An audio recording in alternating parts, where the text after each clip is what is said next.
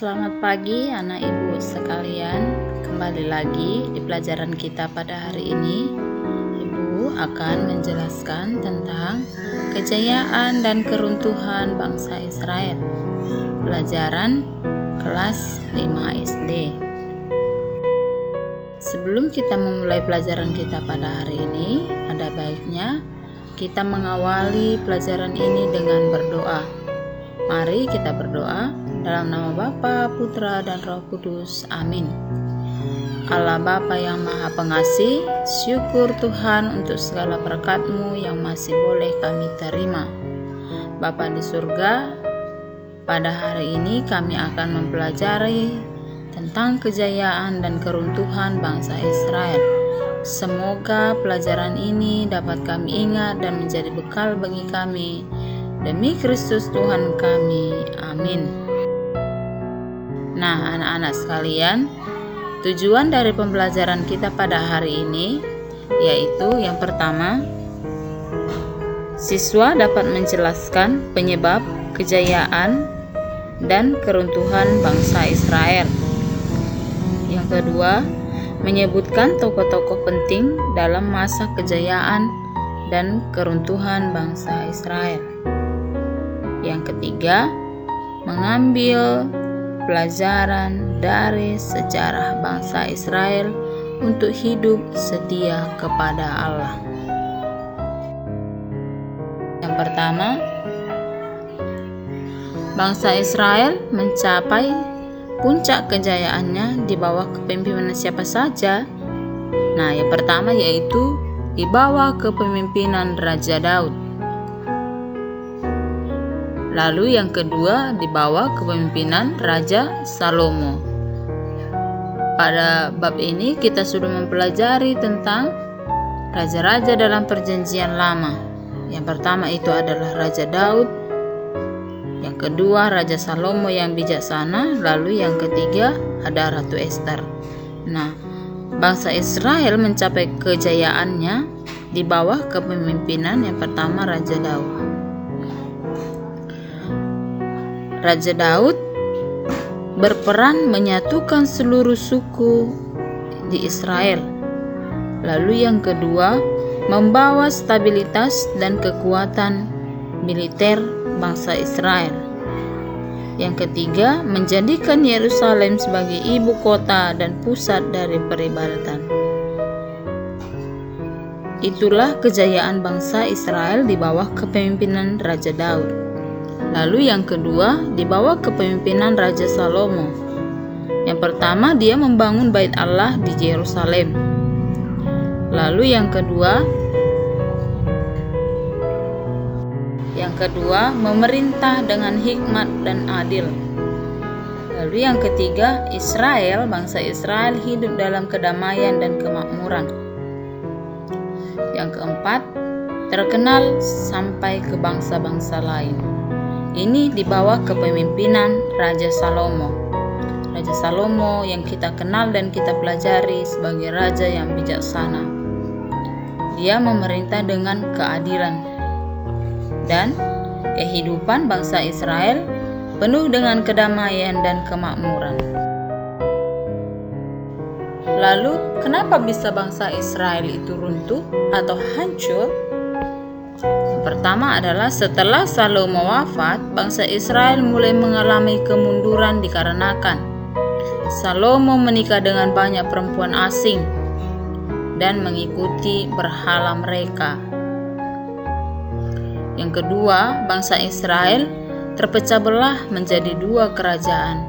Yang pertama, kerajaan Israel bagian utara, yaitu ibu kotanya Samaria. Lalu yang kedua, kerajaan Israel bagian selatan atau kerajaan Yudea, ibu kotanya Yerusalem. Jadi setelah Raja Salomo wafat, bangsa Israel terbagi menjadi dua kerajaan, yaitu ibu kotanya Samaria dan masa-masa keruntuhan bangsa Israel. Yang pertama, raja setelah Salomo banyak yang tidak taat kepada Allah atau menyembah berhala. Yang kedua, bangsa Israel mulai menyembah berhala, melakukan ketidakadilan dan hidup di dalam dosa. Yang keempat, Allah mengutus nabi-nabi seperti Elia, Amos, Yesaya untuk memperingatkan, tetapi sering tidak didengarkan. Akibatnya apa? Akibatnya kerajaan Israel ditaklukkan oleh Asyur pada tahun 722 sebelum Masehi.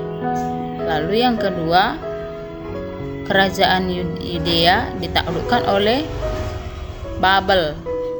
Yang ketiga, bait Allah dihancurkan dan banyak orang dibuang ke negeri asing atau pembuangan Babel. Inilah sejarah keruntuhannya bangsa Israel. Setelah Raja Salomo wafat, banyak raja-raja setelah Raja Salomo yang melakukan kesalahan kepada Allah. Akibatnya apa? Kerajaan yang tadinya makmur, kerajaan yang tadinya jaya, hancur dalam seketika.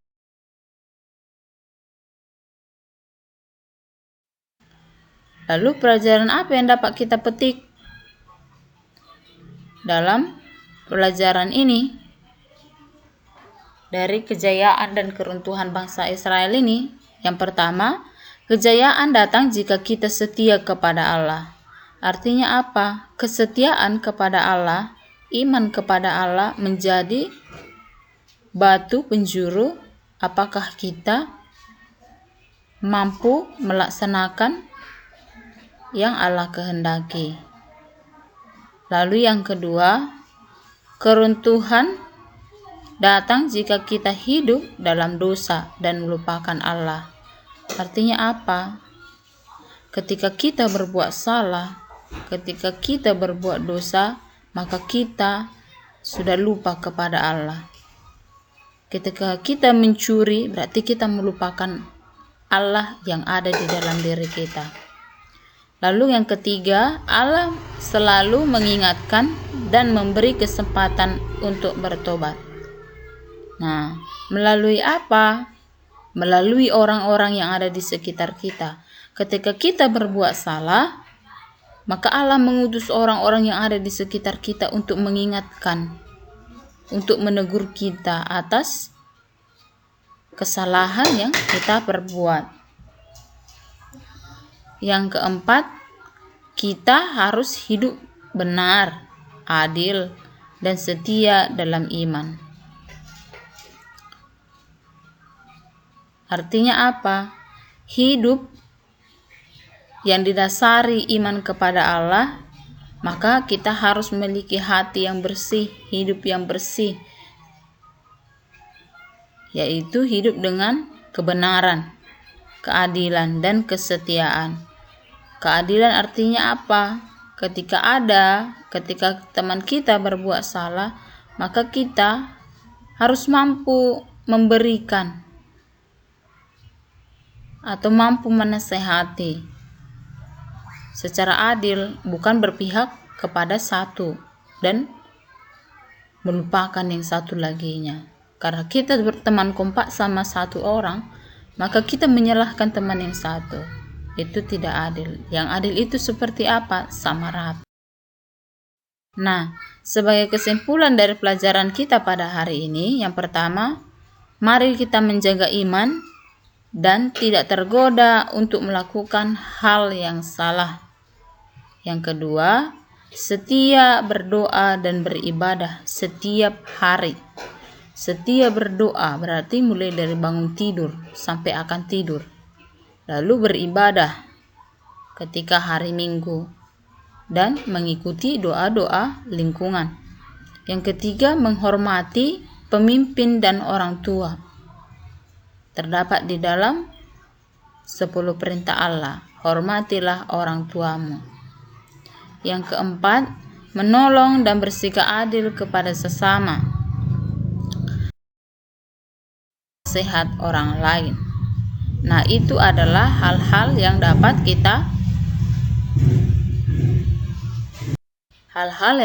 kita ambil dari pelajaran hari ini. yaitu mari hidup di dalam iman kepada Allah dan jangan meninggalkan Allah, jangan menyembah berhala, dan bersikap adil kepada sesama, bersikap adil kepada teman, dan menghormati orang tua. Nah, anak-anak, demikian pembelajaran kita pada hari ini. Sebagai tugas di rumah yaitu membuat puisi dan doa tentang kesetiaanmu kepada Allah. Buatlah puisi yang indah tentang kesetiaan yang akan kamu berikan kepada Allah. Demikian pembelajaran kita pada hari ini. Semoga pelajaran kita hari ini dapat kita ingat dan dapat kita terapkan di dalam kehidupan kita sehari-hari. Terima kasih.